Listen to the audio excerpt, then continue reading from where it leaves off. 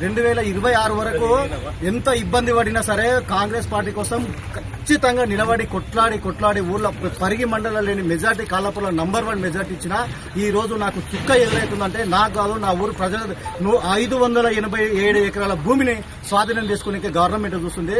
దయచేసి అర్థం చేసుకోవాలని నేను స్థానిక ఎమ్మెల్యే రామ్మోహన్ రెడ్డి సార్కి ఒక్కటికి 10 సార్లు ముందు కూడా చెప్పినా, 10 రకాలుగా చెప్పినా, 100 రకాలుగా చెప్పినా అర్థం చేసుకోండి సార్. నా ఊరు ప్రజలు రోడ్డు మీదకి రానియకండి. రోడ్డు మీదకి వస్తే వ్యవహారం మీకు మంచిగా ఉండదు, మాకు మంచిగా ఉండదు.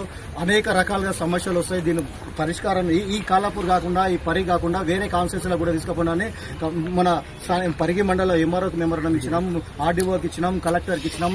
ఇక మిగిలింది ఒక ముఖ్యమంత్రికి తప్ప మాకు ముఖ్యమంత్రి స్థానం మాకు లేదు కాబట్టి మేము ఎక్కడ వరకు పోవాలన్నా అక్కడ వరకు పోయినాం. ఈ రోజు ఇప్పటి వరకు కూడా మొన్న డైరెక్ట్ రామ్మోహన్ రెడ్డి సార్ గారు ఇంటికాడ ప్రెస్ మీట్ పెట్టి ఇండస్ట్రీ పార్క్ కోసం మేము అభివృద్ధి కోసం చాలా మెరుగుపరుస్తున్నామని చెప్పి ఎప్పుడైతే ఆయన ప్రెస్ మీట్ పెట్టి చెప్పిండో ఆ రోజే నా ఊరు ప్రజలు మొత్తం తిండి బంద్ చేసి నమ్మకం ఇప్పటికి కూడా తిండి బంద్ చేసి ఆడోళ్ళు మగోళ్ళు ఎంతో బాధపడుతూ ఉన్నారు. వాళ్ళకు ఉన్నది 1 ఎకరా 2 ఎకరాలు 2 ఎకరాలు 2 ఎకరాలు ఆ ఉన్న ఒకటాన భూమి పోతున్నారు. ఇక వేరే దిక్కులకి వాళ్ళకి భూములు లేవు, ఏమీ లేవు. ఇక ఆ గౌటాన్ భూమి కూడా పోతున్నారు. చేసుకొని బతకనికే ఆధారం లేదు. దీన్ని అర్థం చేసుకోవాలని 1కి 10 సార్లు నేను రామ్మోహన్ రెడ్డి సార్ గారు చెప్పిన, అమ్మా నేను ఆపుతా, అమ్మా నేను ప్రయత్నం చేస్తా, అమ్మా నేను ఆపుతా అన్నాడు. కానీ ఇప్పటి వరకు కూడా స్పందన లేదు. దయచేసి అర్థం చేసుకోండి రామ్మోహన్ రెడ్డి సార్ గారు.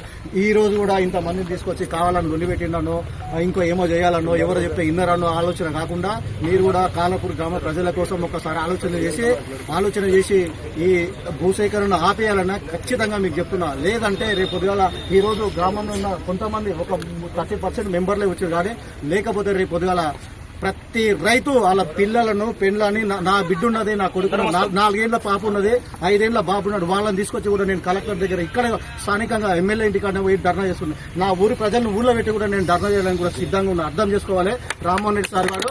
నేను ఇక్కడ నీ దగ్గర ఉన్న కార్యకర్తలు కూడా, కాంగ్రెస్ కార్యకర్తలు కూడా నీ దగ్గర ఉండి ఒక మాట మాట్లాడి దూరం ఉండి ఇంకో మాట మాట్లాడినా కానీ ఆ కాంగ్రెస్ కార్యకర్తలు కట్టడి చేసే టీఆర్ఎస్ కార్యకర్తలు ఏ ఒక్కరు కూడా రామ్మోహన్ రెడ్డి సార్ని ఎప్పుడే ఒక మాట అంటే కూడా పడకుండా ఆయన కోసం ఎన్నో రకాలుగా సిద్ధాంతం చేసి ఇది చేసిన. అర్థం చేసుకోవాలి రామ్మోహన్ రెడ్డి సార్. ఈ రోజు బహిరంగంగా చెప్తున్నాను, నువ్వు బాధపడొద్దు. నా బాధ ఈ రోజు చెప్పాల్సి వస్తున్నా చెప్తున్నా, నువ్వు అర్థం చేసుకో.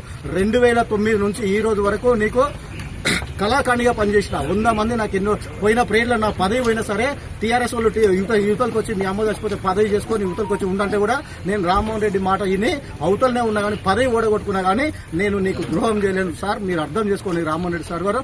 నేను కలెక్టర్ తానికి పోయినా, ఎంఆర్ఓ తానికి పోయినా, డిప్యూటీ కలెక్టర్ తానికి పోయినా, ఆర్డీఓ తానికి పోయినా ఒకటే మాట ఏం చెప్తున్నా అంటే రామ్మోహన్ రెడ్డి సార్ గారు ఆపాలనుకుంటే ఆగుతుంది, ఆపొద్దు అనుకుంటే ఆగది. దీన్ని అర్థం చేసుకోండి. మా మీద వచ్చి మేము గవర్నమెంట్ ఎంప్లాయీస్ మా మీద వచ్చి మీరు ధర్నాలు చేసి లొల్లులు చేసి మీరు ఇబ్బందులు పడితే మేమేం చేయలేమమ్మా, మా డ్యూటీ మేము చేస్తాం. ఒక ఎమ్మెల్యే తానే ఉన్నది, ఒక ముఖ్యమంత్రి తానే ఉన్నది అని చెప్పారు. ఆ విషయాన్ని మేము కళాఖండిగా ఈ రోజు చెప్తున్నాం సార్. మీరు కాలాపూర్ గ్రామంలో నిన్నమొన్న తిట్టిరు, లొల్లు పెట్టిరు అంటే ఎవరైనా ఈ రోజు నీ భూమి పోతే నువ్వు అది మా పొజిషన్ నుండి ఆలోచన అదే రకంగా ఉంటుంది. రేపు పొద్దుగాల నీకు కూడా అదే బాధ ఉంటుంది. కానీ నువ్వు అర్థం చేసుకుని వెంటనే ఉపసంహరించుకోవాల్సిన అవసరం ఉంటుంది.